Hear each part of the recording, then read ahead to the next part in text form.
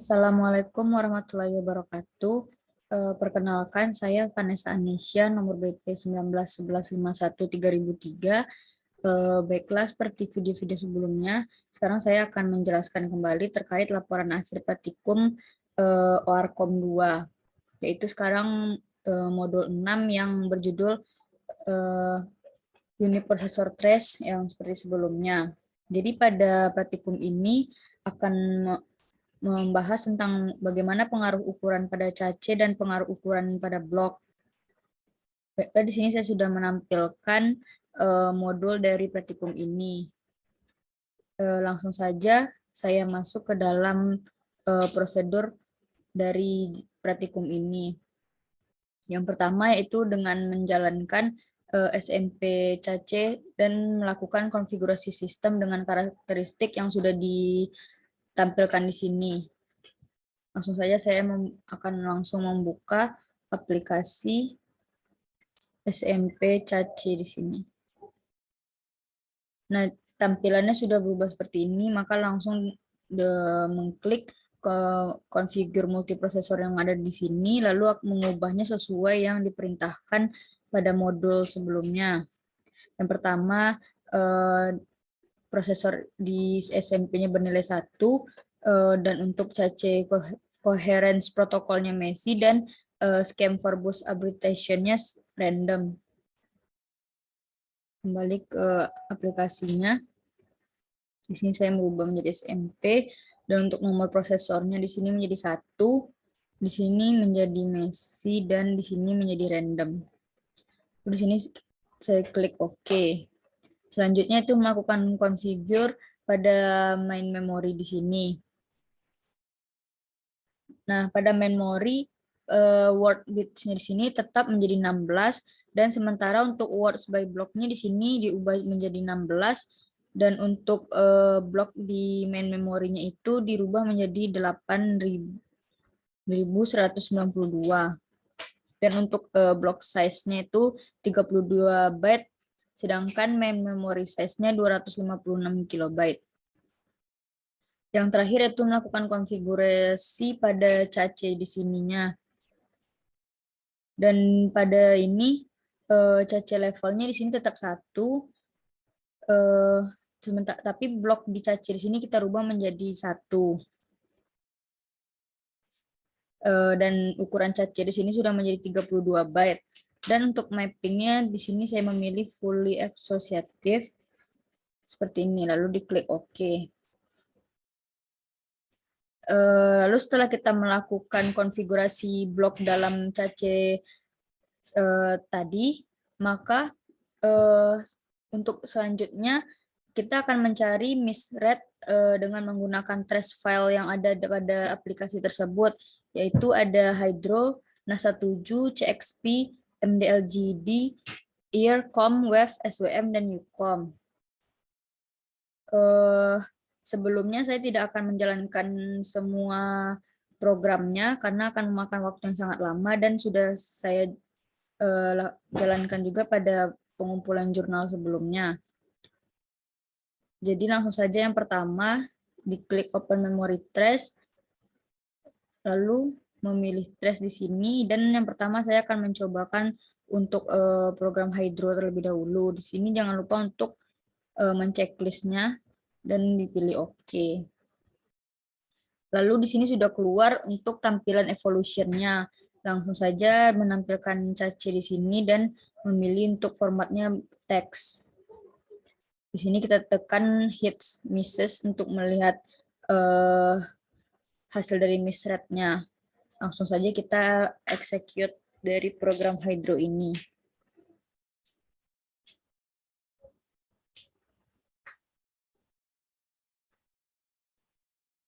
Nah, setelah proses execute-nya selesai, maka di sini langsung kita pilih yes, dan no final writebacks di sini. Nah, maka dari hasil ini sudah terdapat di sini untuk hit rates-nya itu sebesar 33,803%, dan untuk miss rate-nya 66,197%.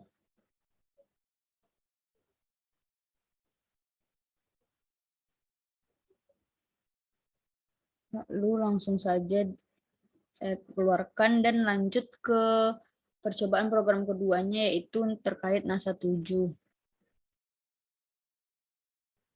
Langsung pilih OK dan kita akan menjalankan evolution cache di sini. Lalu seperti step yang sebelumnya, kita langsung untuk melakukan execute. Lalu execute ini kita tunggu terlebih dahulu.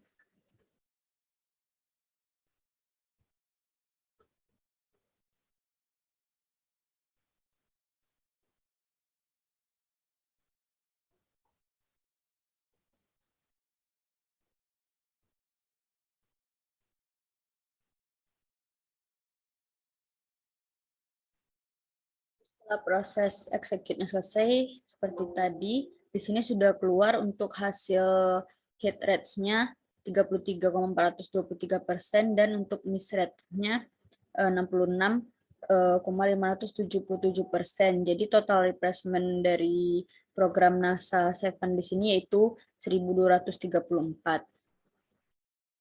Sini saya close terlebih dahulu.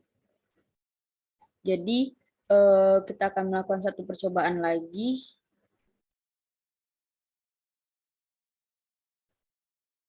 yaitu terkait program SWM. Kita langsung menjalankan evolution cache di sini dan memilih formatnya teks. Sini langsung kita complete execute. Lalu selanjutnya kita akan menunggu kembali sampai proses execute-nya selesai.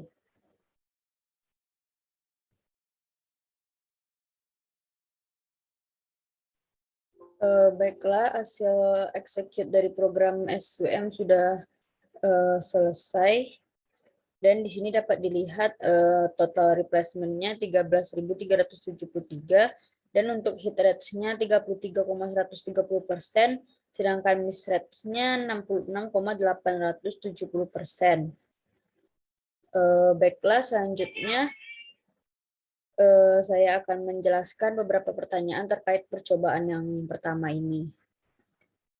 Pertanyaan yang pertama yaitu apakah miss rate itu meningkat atau menurun saat ukuran cacenya meningkat? Kenapa? Apakah kenaikan atau penurunan ini terjadi untuk semua tolak ukur atau apakah bergantung pada nilai lokalitas yang berbeda?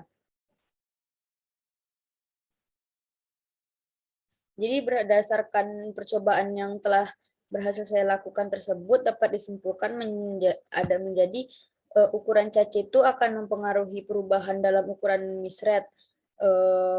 Karena setelah dilakukan percobaan itu dibuktikan misret itu akan menurun ketika nilai cacenya itu ditingkatkan. Karena jumlah cace meningkat, maka jumlah address juga akan meningkat. Jadi kenaikan dan penurunan itu terjadi untuk setiap ukuran cace yang berbeda-beda, seperti yang saya tampilkan di sini. Lalu lanjut untuk pertanyaan yang kedua, yaitu apa yang terjadi dengan kapasitas dan konflik yang meleset saat kita memperbesar cace, apakah ada konflik yang dilewatkan dalam eksperimen atau tidak, dan berikan alasannya. Jadi terkait percobaan yang sudah dilakukan dapat disimpulkan saat ukuran cace itu diperbesar, maka kapasitas dan konflik atau collision itu juga akan menurun. Selanjutnya, dalam percobaan ini dapat diamati bahwa ukuran cace yang bagus itu mid rates akan distabilkan. Kenapa? Jadi setelah dilakukannya percobaan dapat dilihat jika semakin bagus ukuran dari cace tersebut, maka akan semakin cepat pula cace itu akan terisi. Jadi semakin cepat cace yang terisi, maka miss rate itu juga akan cepat stabil karena tidak ada perubahan data yang akan dilakukan kembali. Seperti yang saya tampilkan ini hasil-hasil dari hit rates dan miss rates-nya. Jadi dapat dikatakan juga kalau semakin besar ukuran cache itu, maka data yang diproses itu juga akan lebih cepat terisi. Atau saat dalam cache itu, maka program itu akan jalan menuju memori utama dan menjadi berkurang. Jadi data yang dibutuhkan itu sudah berada di dalam cache, sehingga miss rates-nya itu nanti akan menjadi stabil. Seperti yang saya tampilkan, nilai miss rates-nya akan menjadi stabil pada masing-masing ukuran program yang dijalankan. Lanjut ke pertanyaan yang ketiga, yang keempat, bagaimana menjadi indikasi perbedaan besar dari misrate untuk peningkatan ukuran cache secara konkret. Jadi bagaimana perbedaan dari misrate ini muncul pada titik yang sama untuk semua program dan berikan alasannya. Jadi menurut saya indikasi dari percobaan ini tuh yaitu ukuran dari cache. Karena jika sedikit akses dari cache ke memori utama, jadi data yang dibutuhkan itu sudah ada semua tersimpan dalam cache. Jadi perbedaan besarnya ini muncul pada titik yang sama untuk semua program. Karena kebutuhan masing-masing dari setiap program itu, seperti program Hydro dan program NASA 7 itu akan berbeda, sehingga terjadi perbedaan juga pada nilai misrates-nya. Seperti yang pertama, untuk nih Hydro, di sini nilai hit rate-nya 0,517%, sementara untuk NASA 7-nya berubah menjadi 33,423%. Jadi menurut saya kesimpulan dari peningkatan ukuran cache pada praktikum ini yaitu jika semakin banyak cache-nya itu, maka akan semakin kecil juga nilai miss rate, sehingga kinerja sistemnya itu nanti akan meningkat. Lanjut untuk percobaan yang kedua. Di sini saya akan kembali lagi untuk membuka SMP Cache yang sudah saya install. Langkah pertama, seperti yang pada percobaan pertama tadi, yaitu dengan mengganti konfigurasi dari multiprosesor, main memory, dan cache di sini. Jadi untuk yang pertama ini, memori organisasinya tetap SMP, number of prosesornya tetap 1, dan seperti ini. Dan ini sudah oke. Selanjutnya untuk nilai main memory di sini, yang akan diubah yaitu pada words by block-nya ini saya akan merubah menjadi nilainya 4, sehingga blocks di main memorinya itu bernilai 8.192. Sedangkan untuk block size-nya 8 byte dan main memory size-nya 64 kilobyte. Lanjut untuk konfigurasi cache di sini, sama seperti yang sebelumnya. Perbedaannya di sini blok in cache-nya saya akan merubah menjadi 512. Sementara untuk mapping di sini akan tetap menjadi fully asosiatif. Seperti ini. Lalu saya akan memilih OK. Lalu setelah semuanya terkonfigurasi sesuai dengan perintah pada modul, saya akan melakukan percobaan kembali, yaitu dengan membuka trace dari memori. Dan yang pertama akan dibuktikan yaitu program Hydro terlebih dahulu. Baiklah, di sini kita langsung untuk melihat evolution dari teks cache-nya. Setelah muncul tampilan, kita tetap memilih hit miss dan melakukan execute tiba-tiba. Baiklah, jika sudah jalan seperti ini, kita akan menunggu saja sampai proses execute ini selesai.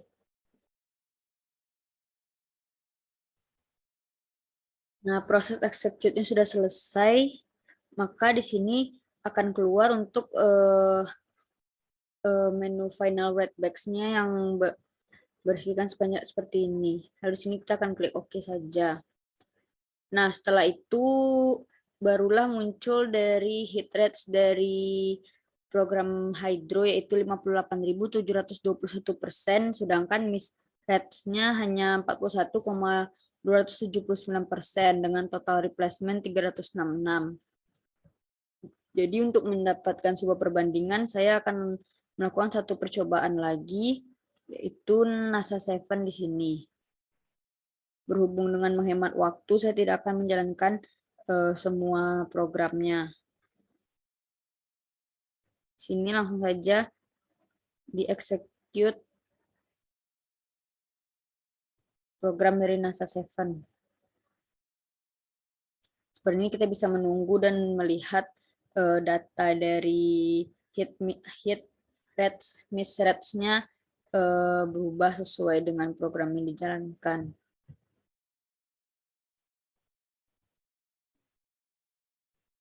Nah, untuk hasil execute-nya sudah selesai. Dan untuk final raceback-nya keluar. Dan dapat kita lihat hit rates di sini untuk NASA 7 menjadi 58,113%, sedangkan miss rates-nya bernilai 41,887% dengan total replacement di sini sebesar 265. Baiklah, setelah melakukan 2 percobaan program, saya akan mencoba menjawab pertanyaan yang ada pada modul kembali. Jadi yang pertama yaitu apakah miss rates-nya meningkat atau menurun seiring dengan meningkatnya ukuran blok. Jadi setelah saya melakukan percobaan dari praktikum di atas, di sini saya akan memberi kesimpulan bahwa jika semakin besar ukuran bloknya, maka nilai dari mismatch itu akan semakin kecil dan semakin lebarlah data nanti yang akan bisa masuk. Ini dapat dilihat sesuai dengan penjelasan saya. Lalu yang kedua, yaitu apakah kenaikan atau penurunan terjadi untuk semua tolak ukur atau bergantung pada nilai lokalitas yang berbeda. Jadi setelah dilakukan percobaan ini, saya dapat melihat bahwa kenaikan ini akan terjadi pada semua tolak ukur dan tidak bergantung pada nilai dari lokalitasnya. Dan yang ketiga, apa yang terjadi dengan compulsory miss saat memperbesar ukuran blok. Jadi yang terjadi pada memperbesar ukuran blok itu ketika seseorang itu memperbesar ukuran dari blok tersebut, maka peluang terjadinya compulsory miss itu juga akan berkurang. Jadi itulah yang akan terjadi jika memperbesar ukuran blok dengan compulsory miss. Nah, yang keempat yaitu yang dimaksud dengan pollution point dan apakah muncul pada ekspresi ini atau tidak. Jawabannya yaitu pollution point ini merupakan situasi saat program yang dimuat pada data ke dalam cache itu telah berhasil sehingga menyebabkan data lainnya nanti akan dikeluarkan dari cache. Jadi pollution point itu tidak akan terjadi karena tidak ada program yang gagal dalam menerima data. Selanjutnya yaitu kesimpulan dari praktikum yang kedua ini. Kesimpulannya menurut saya semakin besar ukuran blok, maka semakin kecil juga mismatch sehingga kinerja sistem itu nanti akan meningkat. Seperti ini contoh dari yang telah dijalankan oleh salah satu teman saya. Seperti ini, nilainya berubah. Baiklah, sekian yang dapat saya sampaikan. Jika ada kesalahan, saya mohon maaf. Assalamualaikum warahmatullahi wabarakatuh.